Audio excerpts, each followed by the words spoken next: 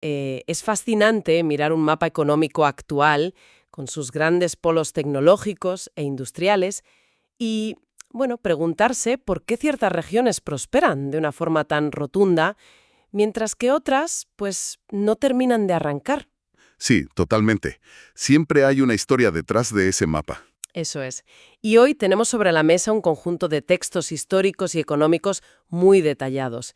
Están compilados en un documento académico clave conocido como el bloque 2.pdf, que resuelve exactamente ese rompecabezas, pero para la España del siglo XIX. Así que, bienvenidos a este análisis a fondo. Yo estoy fascinada con lo que vamos a ver hoy. Y yo estoy preparado, porque, a ver, es un rompecabezas de los difíciles, ¿eh? Hoy nos adentramos en lo que muchos historiadores económicos definen como la larga infancia de la industria española. Ya, la larga infancia. Exacto.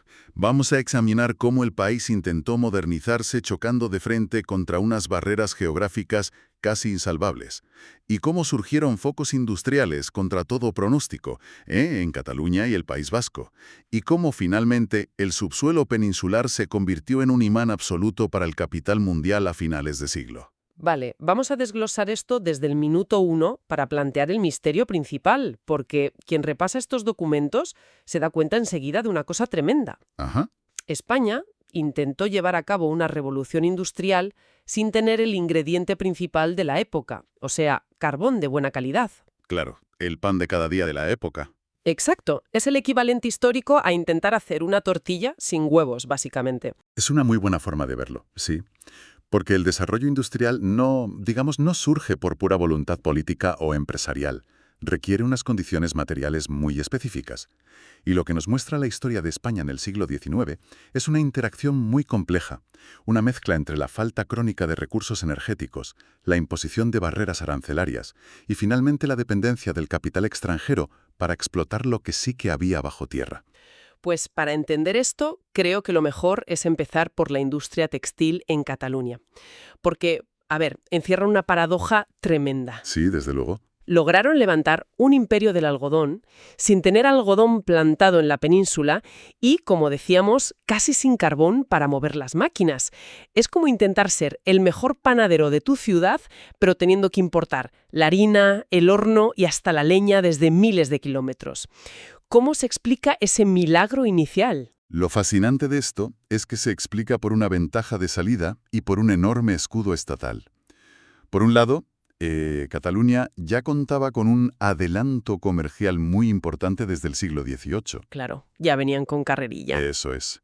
Tenían redes de comercio muy activas con América, una agricultura que generaba excedentes y una demografía al alza. Y todo esto creó un espíritu empresarial y un capital previo que era indispensable. Pero el gran catalizador del siglo XIX fue, sin lugar a dudas, el proteccionismo arancelario. Una barrera de impuestos a la importación fortísima. Y era una barrera absolutamente necesaria si querían sobrevivir, a juzgar por las cifras de las fuentes, porque llama poderosamente la atención que en las primeras décadas del siglo el 80% del mercado español de ropa estaba cubierto por el contrabando inglés. Madre mía. El 80%. Sí, entraba por Gibraltar o Portugal. Inglaterra era una pisonadora industrial. Y sin embargo, hacia mediados de siglo le logran dar la vuelta a la tortilla y la industria nacional catalana pasa a dominar el 75% del consumo interno. Fue un proceso de sustitución de importaciones de manual. Es decir, Inglaterra tenía la tecnología, el carbón y la escala mundial. Y ante esa superioridad aplastante, las industrias del continente europeo tenían que decidir. Algunos países, como Suiza o Bélgica, optaron por especializarse. En productos de nicho, supongo. Exactamente, nichos de altísima calidad. Pero países más grandes como Francia o España optaron por cerrar sus mercados con aranceles altísimos para reservar el consumo interno a sus propias fábricas, utilizando tecnología adaptada, como la famosa Bergadana. Ah, sí, la Bergadana, que era como una versión local de la Spinning Jenny británica, ¿no? Que prohíbe de facto la competencia externa. ¿No estás castigando al consumidor medio? Básicamente, un ciudadano español tenía que pagar su ropa mucho más cara que un ciudadano británico. Totalmente. Y ese era precisamente el núcleo de uno de los debates económicos más feroces de la época. Los partidarios del librecambismo argumentaban exactamente eso, que los aranceles eran un impuesto encubierto sobre los consumidores, y utilizaban un concepto brillante. Decían que la industria catalana era un organismo de estufa. Un organismo de estufa. Claro, entiendo la imagen perfectamente. Como una planta tropical en un invernadero. Exacto. Se ve enorme y frondosa por dentro, pero si le quitas el cristal y la sacas al duro invierno de la competencia internacional... Se marchita en cuestión de días. Claro, porque no está preparada para el frío real. Esa es la definición exacta de las fuentes. Los librecambistas argumentaban que la industria, al no tener que competir, se volvía ineficiente y perezosa. Pero claro, el bando proteccionista tenía un argumento de supervivencia muy poderoso. Sin esos aranceles, la industria nacional habría sido aniquilada al instante por los telares británicos. Y eso habría sido el fin. El fin del único foco de modernización fabril del país, dejando en la calle a decenas de miles de trabajadores. Y hablando de trabajadores en la calle, llama la atención que esta protección no garantizaba la paz social automáticamente. El salto tecnológico fue súper traumático. He visto menciones a verdaderos estallidos de ludismo en España, esta corriente donde los obreros destruían las máquinas por miedo a perder sus empleos. Sí, y el caso más emblemático y dramático, además, ocurrió en 1835 con la fábrica de los hermanos Bonaplata en Barcelona. Era conocida popularmente como el vapor. Porque fue la primera en utilizar una máquina de vapor, claro. Exacto, la primera para mover los telares. Y bueno, en medio de unas revueltas sociales, los trabajadores estaban aterrorizados ante la idea de que ese monstruo mecánico hiciera el trabajo de 50 hombres y los condenara a la miseria. Así que saquearon la fábrica y la quemaron hasta los cimientos. Es que es increíble pensar en el terror absoluto que debía infundir esa tecnología para llegar a prenderle fuego a todo. Y por lo visto no fue un hecho aislado. En 1854 hubo otra revuelta gigantesca contra las llamadas selfactinas. Sí, las selfactinas, que eran unas máquinas de hilar automáticas de última generación, ahorraban muchísima mano de obra. Y la presión y la violencia de las protestas obreras en Barcelona fueron de tal magnitud que los dueños de las fábricas tuvieron que llegar a un acuerdo insólito. ¿Qué hicieron? Pues readaptaron esas máquinas punteras para que funcionaran de manera manual, como los modelos antiguos, simplemente para no ahorrar puestos de trabajo y calmar los ánimos. O sea, comprar la mejor tecnología del mundo para luego tener que empeorarla a propósito. ¡Qué barbaridad! Si tuviéramos que sacar un aprendizaje directo de esta primera etapa textil, sería este. Las decisiones políticas, como los aranceles, pueden comprar tiempo y mantener la paz social, pero a la larga sacrifican la eficiencia económica y la competitividad global del país. Es una síntesis perfecta. Optaron por la estabilidad interna frente al riesgo de la competencia externa, y eso las fuentes lo dejan muy claro. Pero claro, los aranceles te pueden solucionar el problema del mercado y de la paz social en la industria ligera como el textil. El problema llega cuando intentas levantar la industria pesada, la siderúrgica, y te das cuenta de que un arancel no puede crear mágicamente las materias primas que te faltan. Aquí es donde se pone realmente interesante. Y nos lleva a la segunda gran pieza del análisis, que es el hierro. Porque, a diferencia del algodón, que echó raíces profundas en Cataluña y no se movió de ahí, la industria siderúrgica española del siglo XIX fue una industria nómada. Nómada total, sí. Estuvo viajando literalmente por toda la geografía de la península buscando un lugar donde asentarse. Se le suele llamar el peregrinaje de la siderurgia. Y para entender por qué viajaba, hay que entender una norma fundamental de la economía espacial de la época. El proceso siderúrgico, el beneficio y el afino del mineral en un alto horno, necesitaba cantidades descomunales de carbón. Y el carbón pesa muchísimo. Exacto. Y como se consume al quemarse y pierde todo su peso, es carísimo e ineficiente de transportar. Por tanto, la regla de oro teórica de la revolución industrial decía que las fábricas siempre debían instalarse al lado de las minas de carbón y llevar el hierro hasta allí, no al revés. La teoría suena impecable. Mahoma va a la montaña. El problema es que en España esa regla no funcionaba, porque el carbón nacional era un desastre. Y eso provocó un viaje en 3 etapas que es fascinante. Todo arranca en el sur, en Andalucía, en la zona de Málaga, con un empresario llamado Manuel Agustín de Heredia. Heredia fue un auténtico pionero. Fundó la fábrica La Constancia. Él tenía a su disposición unas minas de hierro muy ricas en Marbella y Ojén. Pero claro, al carecer de carbón mineral en el sur, tuvo que alimentar sus enormes hornos con carbón vegetal, es decir, talando árboles. Lo cual, logísticamente, es una pesadilla de proporciones bíblicas. talar bosques enteros, hacer el carbón, transportarlo. En un país como España, que ya sufría de deforestación, los costes se volvieron absolutamente prohibitivos. Era un callejón sin salida. Así que la industria decide hacer las maletas y mudarse al norte. Así es. Y comienza la segunda etapa, que es Asturias. Zonas como Mieres o La Felgura. Aquí los siderúrgicos intentan aplicar por fin esa localización racional teórica. En Asturias se había minas de hulla, que es el carbón mineral, y al ponerse a pie de mina consiguieron reducir drásticamente los costes de transporte en comparación con Málaga. Parecía que el hierro había encontrado su hogar definitivo. Parecía, sí. Pero entonces llegamos a la tercera etapa, el clímax de esta historia siderúrgica, que ocurre en el País Vasco, concretamente en Vizcaya. Y esto rompe absolutamente todos los esquemas. Totalmente. Resulta que Vizcaya tenía unas montañas repletas del mejor mineral de hierro de Europa, pero no tenía ni un gramo de carbón, cero. Siguiendo la regla que acabamos de comentar, allí no debería haberse fundado ni una sola fábrica. ¿Cómo lograron darle la vuelta a la tortilla y convertirse en los gigantes del acero? Pues fue una genialidad logística basada en el comercio internacional, lo que llamamos el comercio de retorno. En lugar de intentar traer el mediocre carbón asturiano por tierra o por mar a un alto coste, los empresarios vascos miraron hacia Inglaterra, específicamente hacia Gales. Vizcaya empezó a exportar su excelente mineral de hierro de forma masiva para alimentar los hornos británicos. Y aquí está la magia del asunto. Los barcos salían de la ría de Bilbao cargados hasta los topes de hierro rumbo a Cardiff o Newcastle. Pero claro, un barco vacío de vuelta es dinero perdido. Así que para el viaje de vuelta llenaban las bodegas con coque británico. De altísima calidad. Carbón galés purificado y a un precio de saldo, porque actuaba como flete de retorno, rellenando el espacio. Se intercambiaba materia prima, local, por combustible extranjero de primer nivel, y gracias a ese dinamismo del puerto y a la acumulación de capital que generó esa exportación masiva, empezaron a surgir grandes fundiciones locales en la ría. Utilizaban ese carbón inglés barato para fundir su propio hierro. Esto culminó ya a principios del siglo XX, con la creación de colosos como Altos Hornos de Vizcaya. Fíjate, si tuviéramos que destilar otro gran aprendizaje aquí, sería que la logística puede vencer a la geografía. El País Vasco demostró que tener el control de la ruta comercial adecuada y saber integrarse en esa globalización temprana era mucho más valioso que tener todas las materias primas en tu propio patio trasero. Es una conclusión muy acertada. Y fíjate que, al final, tanto el problema de Cataluña con el algodón como el de Málaga o Asturias con el hierro convergen en un único punto.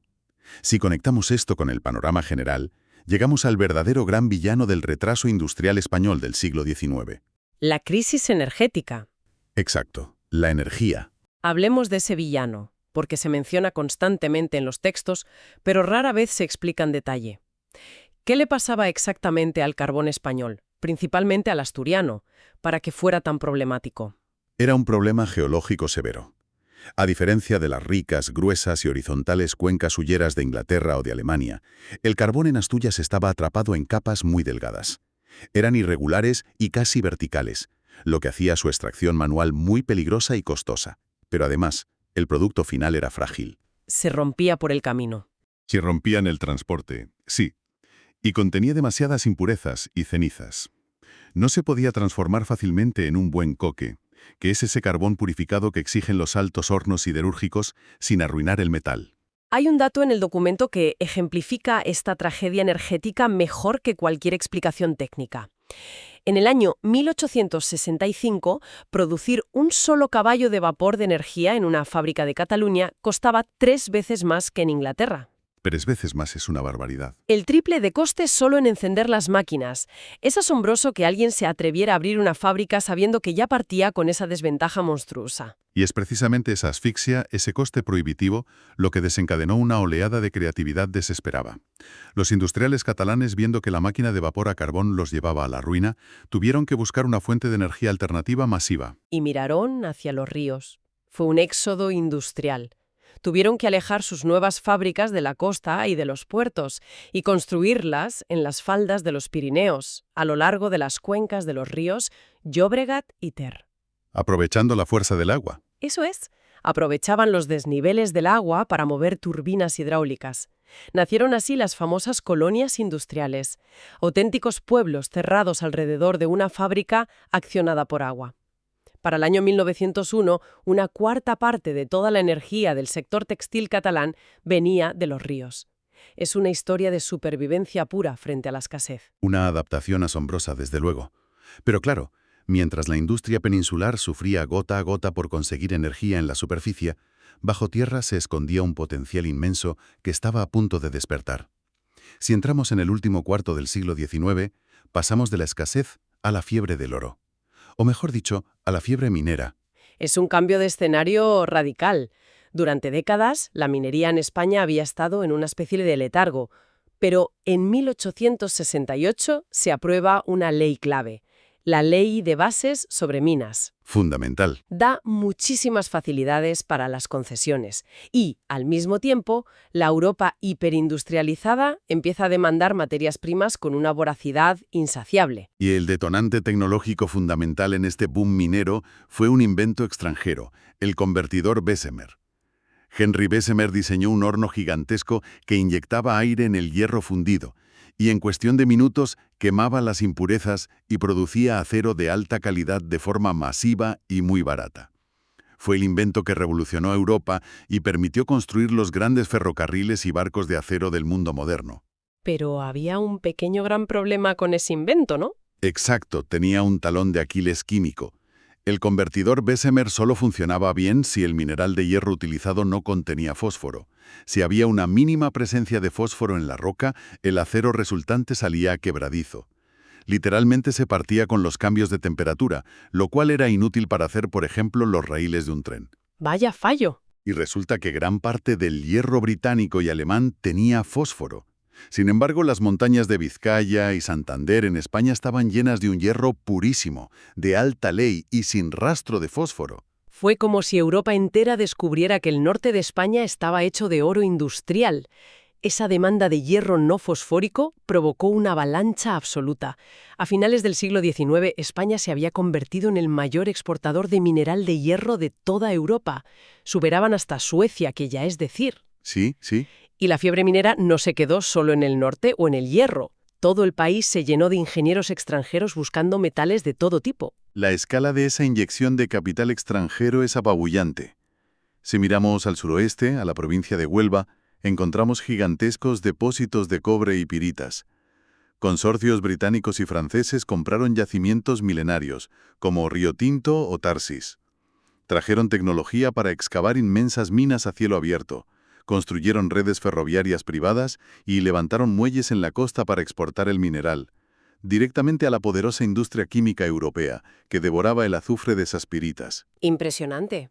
Y si bajamos hacia Jaén o Almería, la historia se repite con el plomo. Los mineros españoles llevaban años rascando la superficie, pero en cuanto las minas se hacían un poco profundas, se inundaban de agua. Claro. Por falta de capital y maquinaria. Hasta que llegaron los inversores ingleses y franceses, instalaron potentes bombas de vapor para achicar el agua y reactivaron la producción a niveles industriales. Aunque, de todas estas operaciones extranjeras, la que más llama la atención por lo oscura y curiosa que resulta en las fuentes es la historia del mercurio en Almadén. El caso de las minas de Almadén es muy particular. A diferencia del cobre en Río Tinto o el plomo en Jaén, sacar mercurio no exigía una tecnología extranjera puntera ni infraestructuras colosales. Las minas ya eran rentables de por sí. El problema aquí no era tecnológico, era puramente financiero. El Estado español estaba ahogado en deudas, lastrado por guerras civiles como las carlistas y un déficit público asfixiante. Un Estado desesperado por conseguir liquidez rápida. Es un caso de manual sobre los peligros de la deuda soberana. El gobierno recurrió a la famosa casa de banqueros Rothschild en busca de préstamos de rescate. Y a cambio de ese dinero rápido, pignoraron, es decir, entregaron como garantía, el monopolio absoluto de las ventas del mercurio de Almadén, que eran las minas más ricas del planeta. Sí. Y lo que hiela la sangre leyendo el texto son las condiciones. Se documentan préstamos iniciales con unos intereses usurarios que llegaron a superar el 200%, cifras que hoy nos parecerían una auténtica locura. Eran condiciones draconianas, ¿sí? Y esto plantea una pregunta importante, uno de los debates históricos más profundos que recogen estos textos. Con toda esta entrada de capital británico, francés y belga, llevándose el hierro, el cobre y el plomo en bruto, Sí. estamos hablando de un expolio de los recursos naturales o de un motor real de desarrollo económico. Es imperativo mirar ambas caras de la moneda con objetividad, tal como lo exponen las fuentes. Totalmente. Hay que exponer los dos ángulos sin tomar partido. Por un lado, muchos contemporáneos e historiadores denunciaron esto como un modelo casi colonial. El capital era extranjero, la materia prima salía del país sin procesar, sin generar valor añadido dentro de España, y los suculentos dividendos volaban directamente hacia las bolsas de Londres o París, dejando atrás sueldos bajos y montañas horadadas. Ese es el argumento del expolio, claro. Pero el otro lado del debate subraya una cruda realidad material que no se puede ignorar. En la España de la segunda mitad del siglo XIX, no había capital nacional suficiente para abrir esas minas. No existía la tecnología moderna de desagüe o transporte. Y sobre todo, no había una demanda interna. No tenían a quien vendérselo. Exacto. La frágil industria nacional era incapaz de consumir millones de toneladas de hierro o cobre. Por lo tanto, la única alternativa realista a esa exportación masiva liderada por extranjeros era simplemente dejar el mineral enterrado bajo las montañas, donde su valor económico era exactamente cero. Y no hay que olvidar los efectos colaterales de esa exportación que mencionan los economistas, lo que llaman los efectos multiplicadores. Todo ese trajín minero, aunque fuera para exportar en crudo, obligó a modernizar el país a marchas forzadas. Hubo que transformar flotas de barcos veleros en barcos de vapor. Hubo que tender miles de kilómetros de vías de tren para bajar el mineral a los puertos. Sí. Y surgió una demanda enorme de industrias auxiliares. Por ejemplo, para volar la roca en las minas hace falta dinamita. Y eso impulsó la creación de una potente industria química de explosivos alrededor de Bilbao. Exactamente. Al final el capital extranjero actuó como un catalizador brutal. Trajo conocimientos técnicos, cultura empresarial, transformó el sector bancario en el norte del país y generó un excedente de capital que con el tiempo muchos empresarios locales lograron reinvertir en industrias propias, como vimos con los Altos Hornos vascos. Así que el gran aprendizaje de esta última etapa es que el capital extranjero en países en vías de industrialización rara vez es un salvador impecable o un villano de cómic. Es más bien un acelerador radical. Pone en valor recursos latentes a un coste altísimo, pero deja tras de sí infraestructuras y conocimientos que terminan germinando. Entonces, ¿qué significa todo esto? Pues Si damos un paso atrás y tratamos de abarcar todo lo que hemos explorado hoy, desde los primeros telares hasta las grandes fundiciones y las minas a cielo abierto, nos damos cuenta de que la historia de España, en el siglo XIX, no es la simple crónica de un fracaso industrial frente a la todopoderosa Inglaterra. para nada. Es, sobre todo, un relato de adaptación formidable. Es la historia de textileros huyendo hacia las montañas para usar el agua de los ríos porque no podían pagar el carbón. Y es la epopeya de los vascos usando los barcos para hacer un truco de magia logístico intercambiando piedra por combustible a escala internacional. Es que entender estas dinámicas del pasado es vital, porque nos dan la clave para leer el presente. Nos muestran cómo la geografía y los recursos naturales de un país limitan drásticamente sus opciones, y cómo las sociedades, a través del comercio, la tecnología o incluso los aranceles, intentan sortear esas barreras físicas. Y para cerrar esta exploración de hoy, creo que es el momento perfecto para dejar en el aire una reflexión provocadora. Algo para que quien nos escuche le dé vueltas por su cuenta. A lo largo de todo este recorrido hemos visto que la falta de carbón abundante y barato fue la gran cadena que arrastró España durante todo el siglo XIX, marcando su retraso frente a los países del norte de Europa. Sí, fue el gran lastre. Y la gran pregunta es, ¿qué pasa si miramos ese mapa con los ojos del siglo XXI? Hoy en día, el mundo está inmerso en una transición energética colosal, intentando abandonar los combustibles fósiles para abrazar las energías renovables. Y en este nuevo escenario de juego, la península ibérica tiene unas condiciones geográficas privilegiadas, Totalmente. con unos niveles de irradiación solar y de potencial eólico que envidian profundamente esos mismos países del norte que antes lideraban la era del carbón. Es que es un giro de guión histórico fascinante. La misma geografía soleada y agreste que en el siglo XIX fue una condena porque no albergaba grandes cuencas de carbón, podría convertirse ahora, en plena revolución verde, en la mayor ventaja competitiva de España para atraer a la industria pesada del futuro con energía limpia y barata. Es una hipótesis apasionante. Y nos demuestra, una vez más, que los recursos naturales no tienen valor por sí mismos, sino que dependen de la tecnología y las necesidades de cada momento histórico. Una reflexión brillante para terminar. Ha sido un auténtico lujo desgranar esta etapa tan decisiva de la historia económica con este nivel de detalle. Agradecemos enormemente el tiempo y la curiosidad de toda la gente que nos ha acompañado en este viaje entre fábricas, aranceles y minas. Seguiremos desempolvando historias y buscando los patrones que explican el mundo que nos rodea. Hasta el próximo análisis a fondo.